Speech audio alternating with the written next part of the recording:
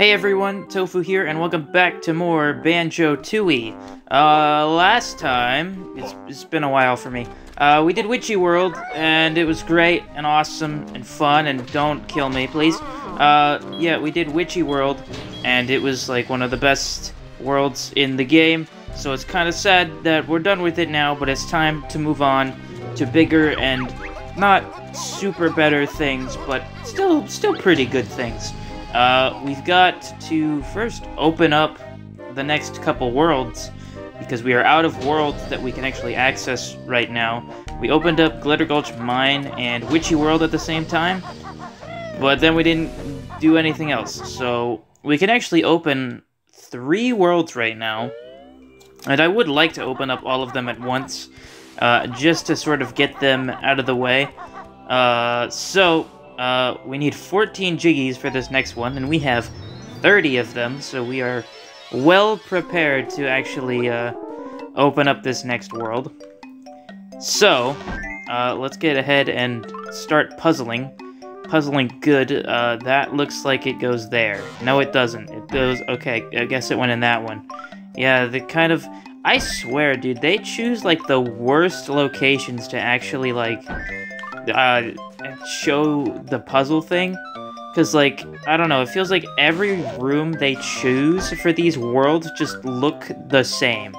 Like, they choose the worst rooms. They always choose the ones that have, like, barely anything going on in them, and I'm just like, why? Like, they have to be doing it on purpose, because, like, geez, okay, I think the column was on this one over here, so that is where that goes. And I think it is intentional, because, like, they get progressively more awful like that as they go on. Like, seriously, like, that's the room you choose to show off the next world? Ugh. Anyways, as much as I hate editing in this Let's Play, I think I am gonna actually edit out these little laser cutscenes, because they just take far too long, and it's just the same every time. And we're doing 3 in a row right now, so I am going to probably edit these out. Well, not this one, I guess, because I've been talking over it the whole time. And now we're actually at the point where you see where the world opening is. So that's the first one we're opening. Tooie Lagoon. That's not the name of the world, but that is where we will be going later today, as soon as we finish opening up the rest of the worlds. So let's go ahead and do the second one of the day, and this one is also pretty bad. It's probably worse, because we have this little, stony mountain area, I guess, and I swear, they just only look at the wall. They literally only look at that wall, for, like, most of the time, and it's just the same texture all over the place. It's ridiculous. Where does that go? Does that go there? Okay. Don't grab the centerpiece. Do the outer pieces first. That's the rule of jigsaw puzzles. That's a corner piece. Do the corner pieces first, actually, is the actual rule. I think this corner piece is filled in already. I can't quite tell because of Totally Real Nintendo 64, but I think I've got that one. Is that? Okay, that is right. Not that one. I want this one. Oh, there's another corner piece. Did not see that one. Okay, now I've got the 2 centerpieces. Why does it feel like none of those fit?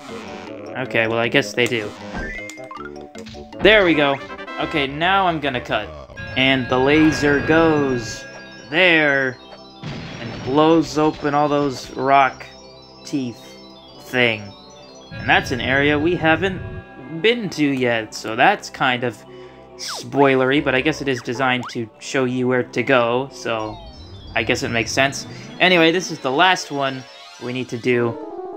We don't need to do it now. I just feel like opening all these worlds up right now, so I don't have to do it later, because honestly, this is probably, like, the most tedious part of the game. That's not true at all. The rest of the game is literally just being tedious the game. So, I don't know what I'm talking about there, but it's fun tedious. This is not fun tedious. I mean, I don't mind it that much, but I'm just being annoying and a bitch and complaining about minor things of this game that are not the most fun to me. This puzzle is not too bad because you've got, like, the little yellow safety strip or whatever, the caution strip. Also, this guy here. That is a pretty good indicator of where to put the thing. Let's get that corner piece out of the way, please. I think that was the last corner piece. I don't really want a centerpiece right now. Oh, there's one that... Oh, well, that's also the last bottom piece anyways, so... Oh, that guy was there? Yeah, okay, that's good. And that's the last center, and... Yeah, also that little, like, this little line up and down is a good indicator to use. So this room's not too bad. I feel like if you take too long, they kind of move the camera so it's not facing in a very helpful spot, but whatever. Anyway, it's laser time, so I'm going to cut Grunty Industries. There's a Jinjo on top of there. But we will deal with him later. Probably. So that's open now. And that's gonna be fun to go in there, for sure. But that's not what we're doing today. We're gonna move on to the actual fourth world. We don't have enough jiggies to do anything else. So let's just skedaddle, skadoodle. And let's just skedaddle, skadoodle. We need 36 jiggies to open another world. But that'll be no sweat once we're done with all 3 of these worlds. Can I kill that guy, please? I didn't really need to, but I felt like it. So, we've actually run out of, like, new areas to go to in the hub world, so we've actually kind of got to progress through it to actually get to the places we need to, you know, actually go to all those worlds we opened up. So, to actually progress further right now, we've got to go back to the plateau area, which is where Glitter Gulch Mine is, and where we learned how to shoot fire eggs, and also where Honeybee's Hive is. And I believe we should have enough honeycombs right now to actually turn in, or turn enough in to actually get a new health upgrade, so let's talk to her. Hello, geez. Do I have enough right now? You have enough. Yes, we do. Okay, I would like that, please. Please and thank you. Toss your honeycombs over here then, Big Bear. Yeah, alright. Sure. Give it to me. There we go. Now we are well equipped for the perils that await us in the next world. It's not that bad. But, let's actually head on, because to actually get to the next world, we need to use Split Up, which we learned in the last world. So let's go ahead and split up Banjo and Kazooie. And we want to bring Banjo over here. Use that... Oh. Use the Pack-Whack double jump, but don't make the jump because you suck. And we've got to get Kazooie on this switch as well, because there are a lot of puzzles where Banjo and Kazooie have to stand separately on switches in order to do something else. But that's all I needed them to split up for, so let's get them back together and head onward. Though actually, it's too late to show it off. But if you tried to go in that little door as either of them separated, they wouldn't let you, because Banjo and Kazooie cannot leave a world separated. They have to be together. Even though the hub world is still technically all one world, but I don't know, for some reason they don't want you exploring other areas of it split up. I think that is actually the only area in the hub world that you actually can split up in, which is kind of unfortunate, but oh well. Also, we just got ice eggs, so we can now freeze guys with this. There's no one around to actually test it on, but... Oh, looks like someone just respawned. Let me see if I can get this guy. Boom! Now he's frozen. It's not very helpful for combat because you can, like, just kill them, like, normally. And, like, he just shattered, so... It's not super helpful. I don't know. But there's definitely some uses for ice eggs outside of just combat, as we will definitely see coming up. They definitely get used in a lot of puzzles. Over here, we just opened up the train station for the Isle of Hags, which we will definitely need to do because we will definitely want to bring Chuffy the train to the hub world at some point later, but not really going to mess with that right now. Instead, let's just keep going on. How are we on grenade eggs? are pretty good. Those are probably the ones I'm usually worried about. We're actually not full on blue eggs or fire eggs, but I thought that honeycomb was gonna fall off. Mumbo is in the hub world as well, but we don't need to do anything with him here right now. Whoa, camera, please don't mess me up here. Oh, jeez. Okay, get those guys taken care of. Let's activate that silo so we can work back here and then jump off this cliff. JK, I just needed to land on this switch. I took a bit of fall damage for the bit, but it was fine. So that is going to open up this bridge, which is not the most exciting animation, but we opened up a bridge to another place, which we will go to later, but not really a whole lot of stuff we can do over there right now. As you can tell by the little jiggy plaque or whatever in front of it, this is going to be a future world that we open up, but we have not opened it up yet. But there are some notes around here for us to collect right now. Did I get the one over here? No, I did not. Okay.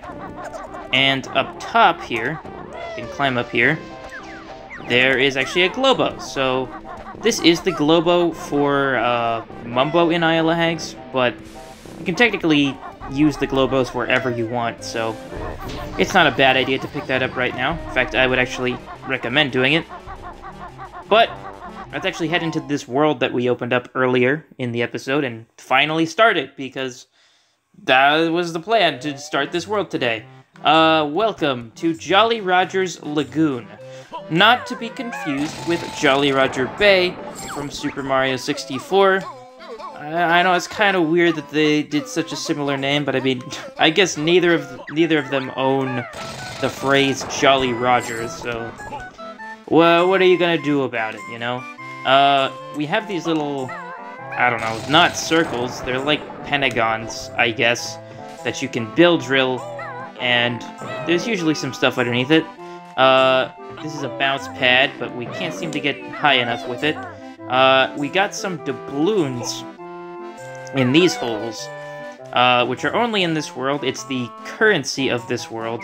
There's not a whole lot of stuff we have to do with the doubloons, but there's definitely a few things that we need them for. So, you definitely want to look around and get as many of them as you can. They are kind of strict with how many you actually need to get everything you need with them with, but there's like a couple left over that you can miss, so it's not a huge deal. We got another spring pad over there. For now, though, we want to go over to this little... I don't even know what this is. It's like a statue base, I guess, but there's no actual statue for it. Whatever it is, we're gonna blow it up, because... is that gonna bounce up there? Okay, good, it did. I was trying to angle that without actually having to, hurt myself from the blast of the grenade eggs. And we actually want to split up and go to Kazooie right now, because there's a bit of stuff we have to do with her. For now. For one, bouncing as solo Kazooie will give us a lot more height, so we can actually go up there and get those doubloons. Down here, there's gonna be some doubloons on each of these little... I don't know what these things are called. Some kind of podium pole thing. I think they're like... These things are usually at docks, probably to like tie boats to or something. I don't know. There's no boats over here though. But we just want to get all the little doubloons on top of there. There's a note in that doorway. We're not going to go inside right now, but we will later. And basically the main thing we want to do with Kazooie, though, is bring her over here to the Turtle View Cove. Because, well, one, there are some doubloons in here for us to get.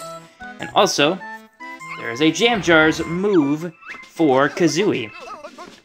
And now we can finally give Kazooie her own attack. She did have eggs to use to defend herself, but those aren't super useful for, like, quick, close-range attacks, so... Now we actually have a good move for Kazooie to use, and all we have to do for that is just press B, and she's got her little wing whack move. And this move is awesome. It's not, I don't think it's the most strong. I think for some enemies it actually takes 2 hits of it for it to actually work, whereas I think Pack Whack can kill in 1. But it's just very fun to use, and it's also extremely good for mobility, because what you can do, let me see if I can actually get somewhere higher up to show this. Also, Mumbo's here, but we'll deal with him a bit later. If you jump, do your little feathery flap, you can wing whack right out of it for a little extra distance. And I believe the reverse is true as well. You can wing whack and then feathery flap again for essentially the same distance, but it just gives you a lot of options. Another thing you can do that I really like to do, and I'm sure I talked about this in the old playthrough as well, but it's a bit difficult to do, but if you can kind of like, okay, well that's how you wing whack when you're just standing still, but it's not super useful like that. I'm trying to do it.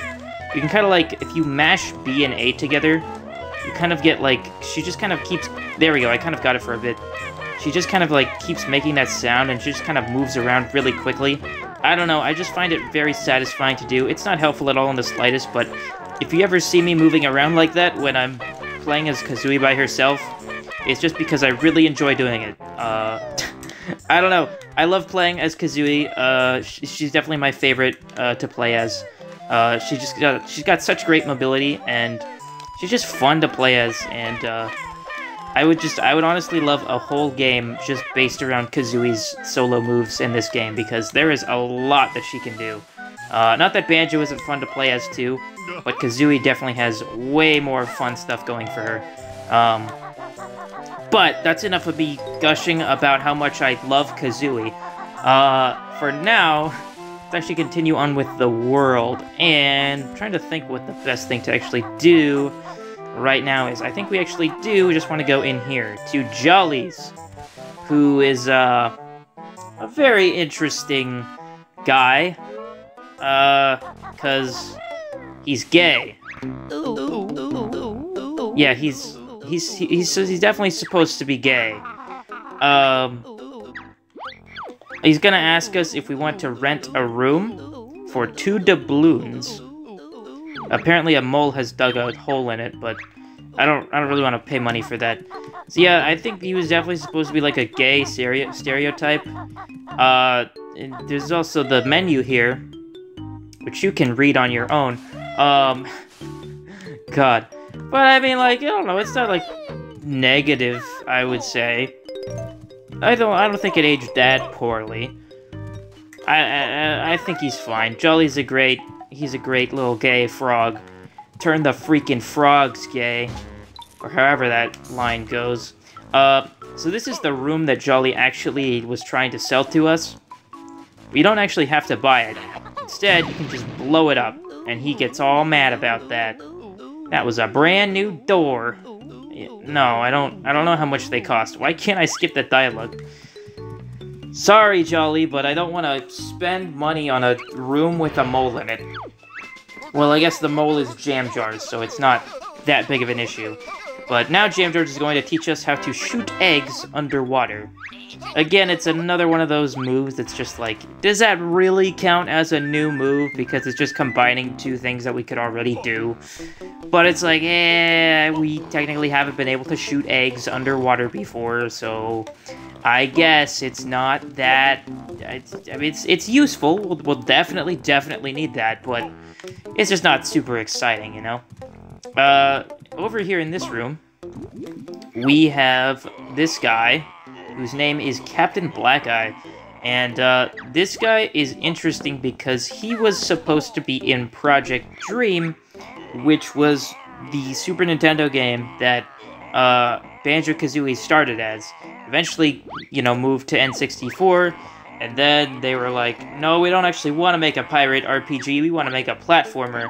And that's where Banjo-Kazooie came in, and Project Dream was pretty much changed entirely. So he's got a nice little cameo here.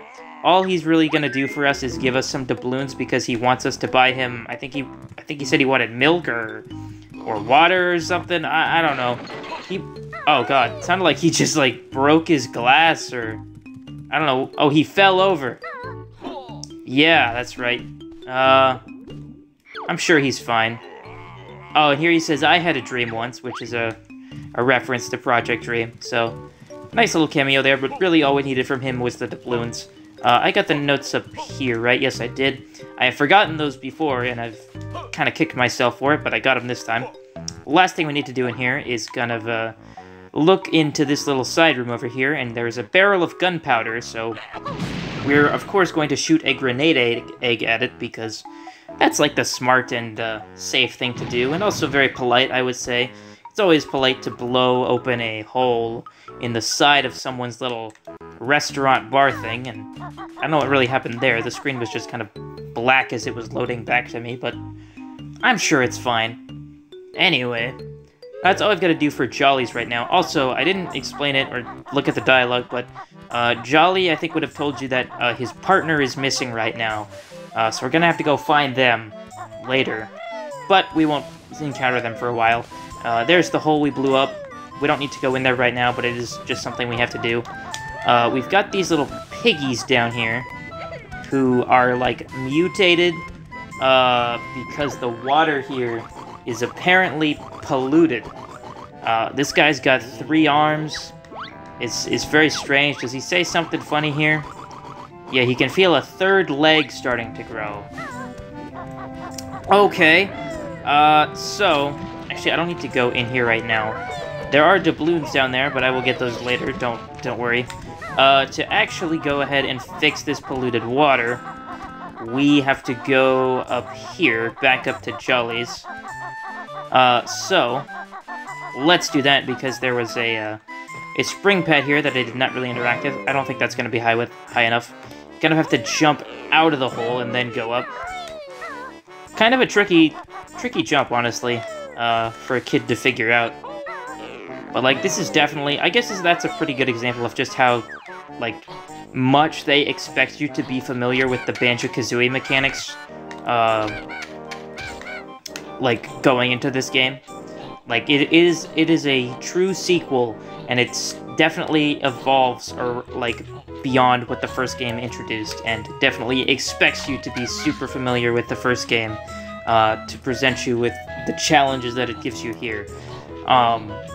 Which I think is really neat. I love that.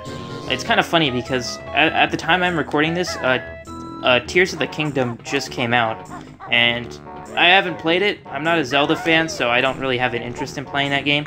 It looks fun from what I've seen, but a lot of people are like really talking about like how it is a true sequel to Breath of the Wild and how it really innovates on the core like aspects of what made that game good, and how like Tears of the Kingdom probably would have been too much if Breath of the Wild hadn't come out. Like, that game would have been too much on its own.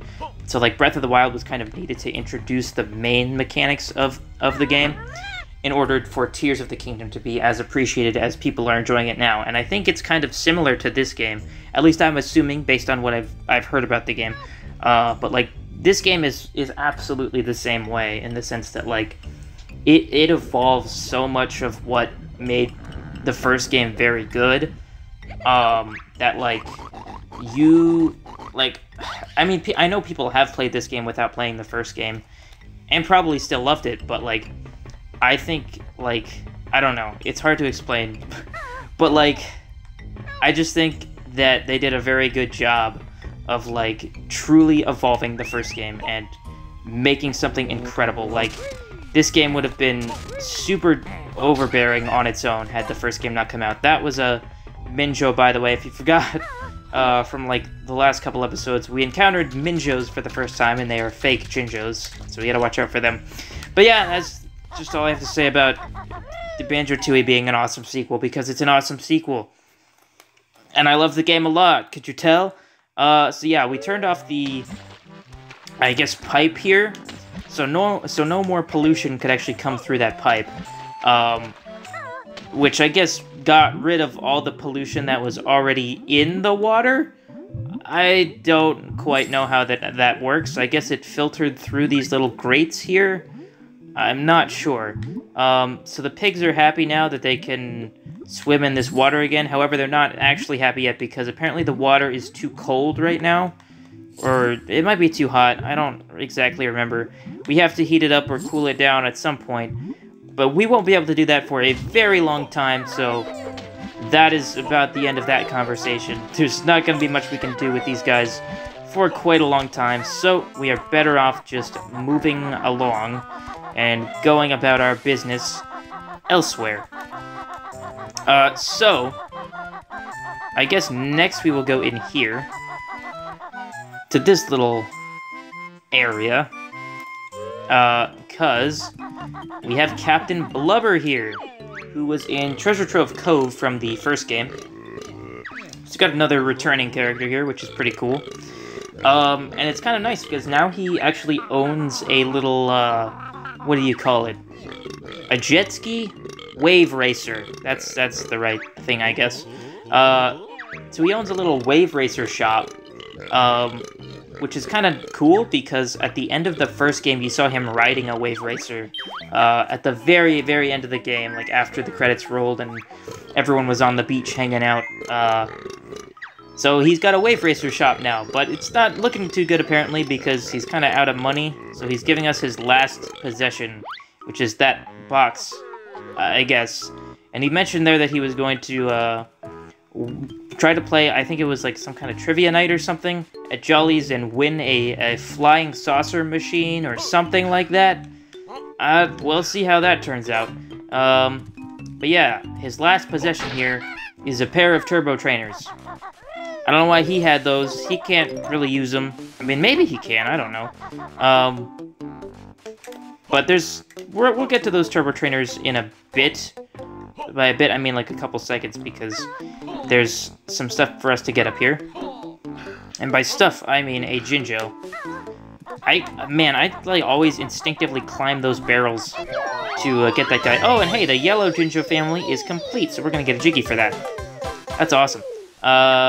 Yeah, I always thought like you had to climb the barrels here to actually get up there to get that Jinjo, because they're just like perfectly laid out for you to do that. But what I had no idea was actually here for the longest time is there's actually a spring pad up here.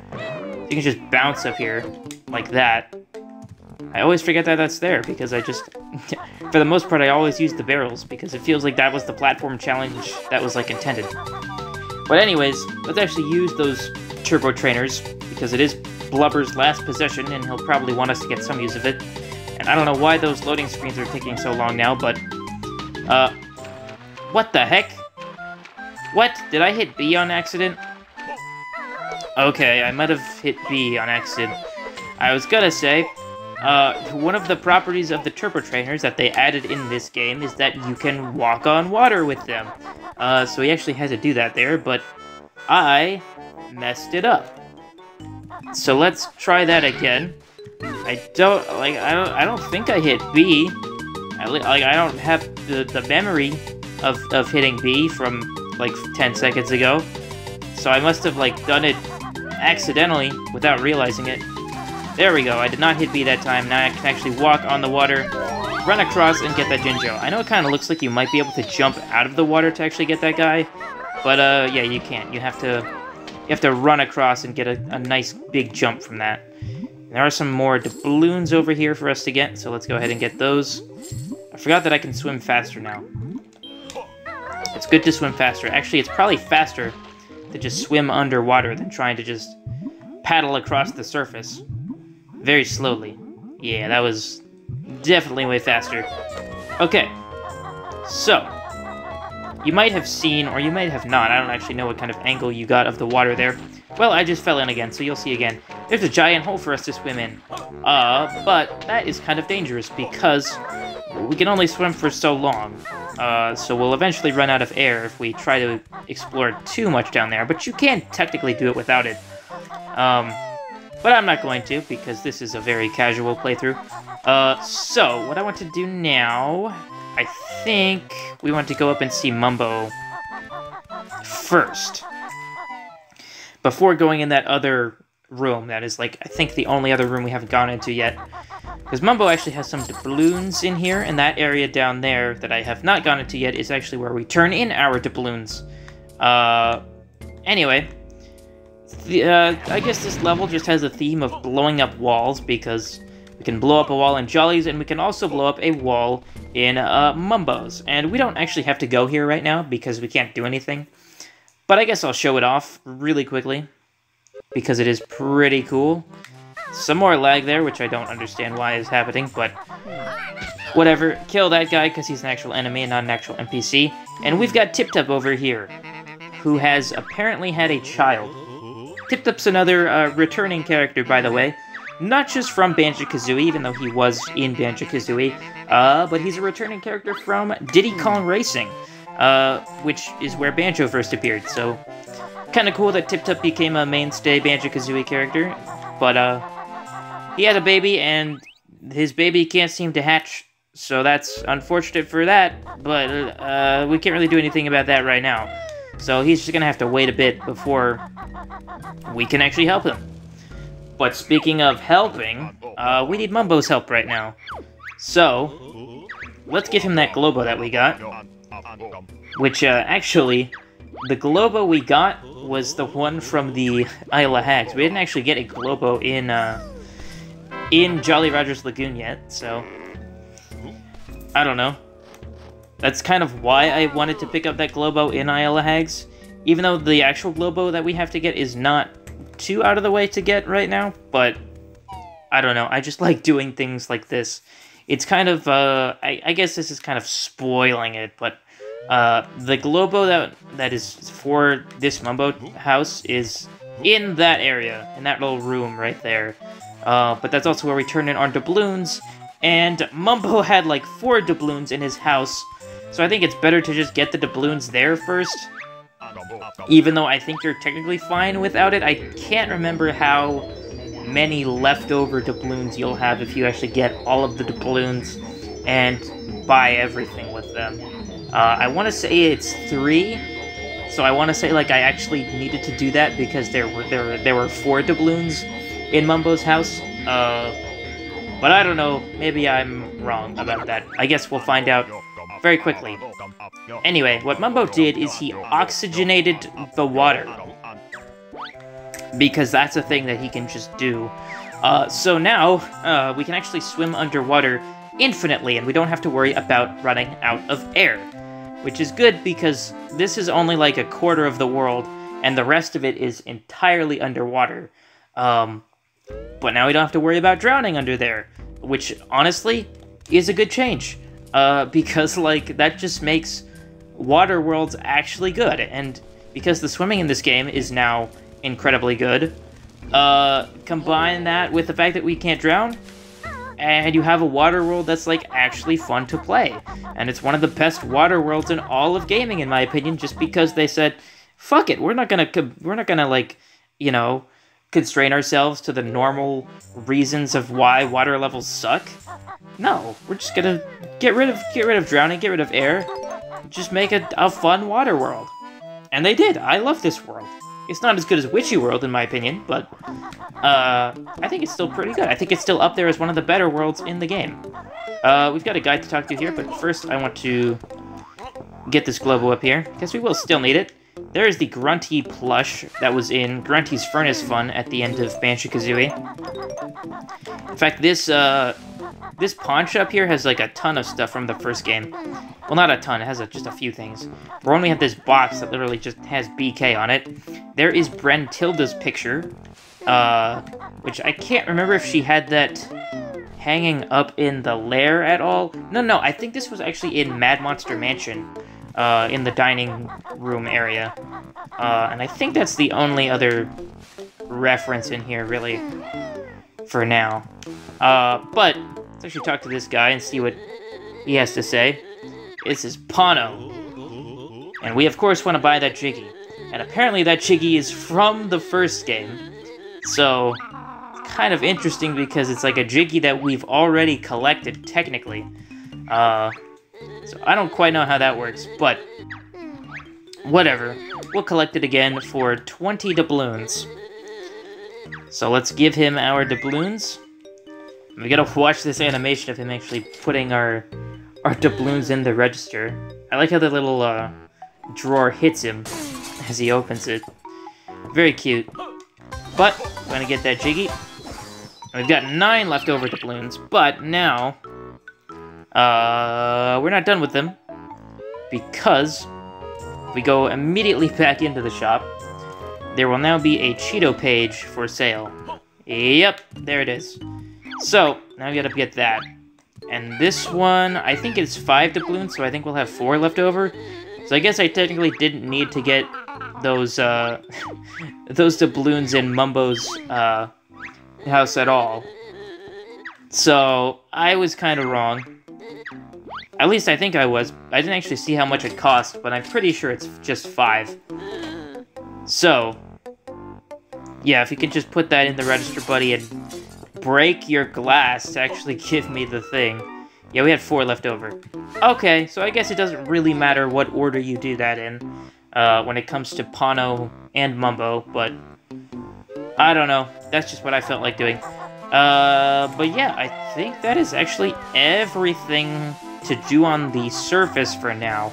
So, next time on Banjo-Tooie, we are going to explore the depths of Jolly Roger's Lagoon and actually go for a little swim now that, well, we won't drown under the water. As you can see, no air bubbles draining at all.